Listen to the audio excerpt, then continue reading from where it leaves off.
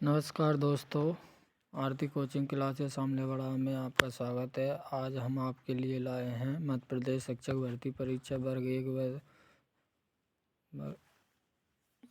1, 2 और 3 के लिए बाल विकास के कुछ महत्वपूर्ण प्रश्न एवं शिक्षा शास्त्र के भी। तो चलिए शुरू करते हैं। पहला क्वेश्चन है, बच्चे की बुद्धि लब्धि 90 से 110 के मध्य है, वह है सामान्य बुद्धि, प्रखर बुद्धि, उत्कृष्ट बुद्धि, प्रतिभाशाली। तो इसका सही आंसर हो जाएगा सामान्य बुद्धि। अगला क्वेश्चन, गार्डनर ने 7 बुद्धि का अधिमान निर्धारित किया, इसमें से कौन सा नहीं है? स्थान संबंधी बुद्धि, भावात्मक बुद्धि, अंतर्व्यक्तित्व बुद्धि, भाषात्मक बुद्धि। तो इसका सही आंसर हो जाएगा बी वाला, भावात्मक बुद्धि।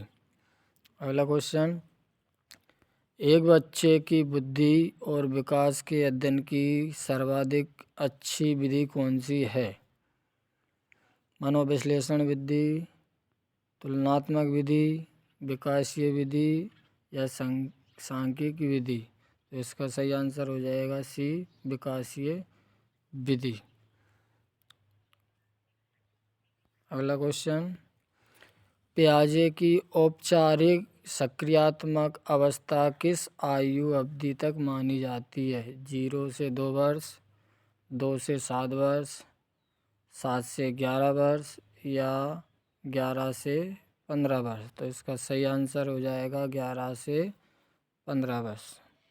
अगला क्वेश्चन, बच्चे के लिए निःशुल्क एवं अनिवार्य शिक्षा का अधिकार अधिनियम कितने वर्ष के बच्चों के लिए लागू है? 6 से 14 वर्ष, 7 से 13 वर्ष, 5 से 11 वर्ष, 6 से 12 वर्ष।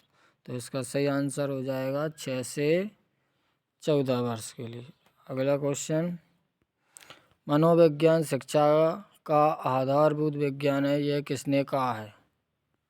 बी.एन. झा, स्किनर, डेविस, बुधवार। तो इसका सही आंसर हो जाएगा बी वाला, स्किनर।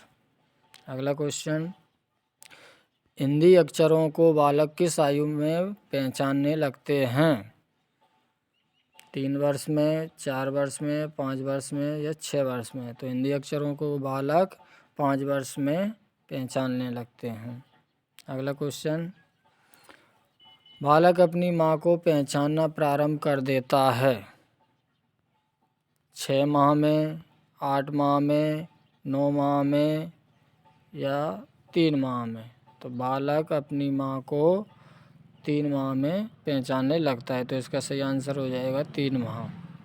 अगला क्वेश्चन, यदि एक बच्चे की मानसिक आयु 5 वर्ष तथा वास्तविक आयु 4 वर्ष है तो उस बच्चे की बुद्धि लब्धि होगी 125, 80, 120, 100। तो इसका सही आंसर हो जाएगा 125।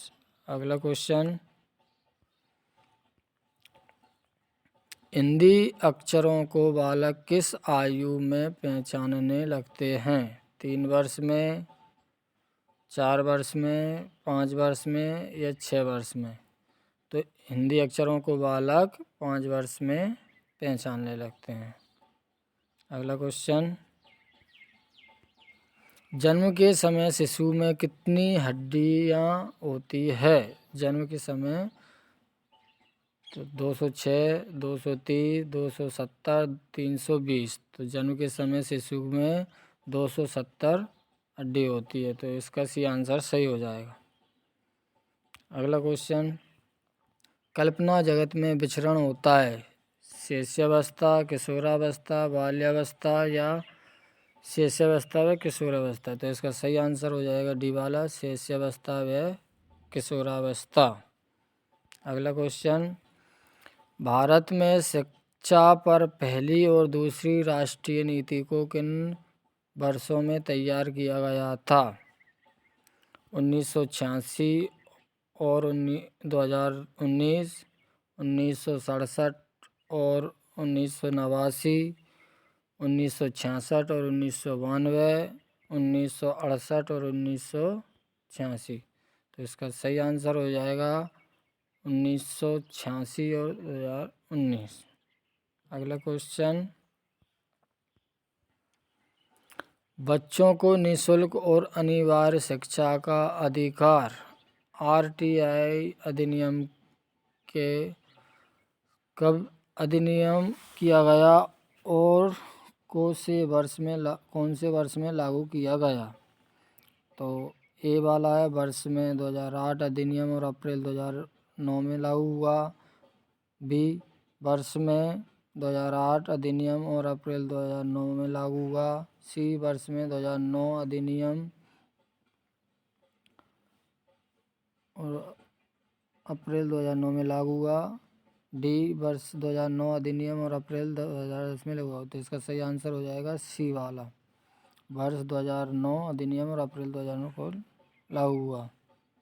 अगला क्वेश्चन, इंटरनेट गैजेट और मीडिया के सुरक्षित उपयोग में क्या क्या शामिल है?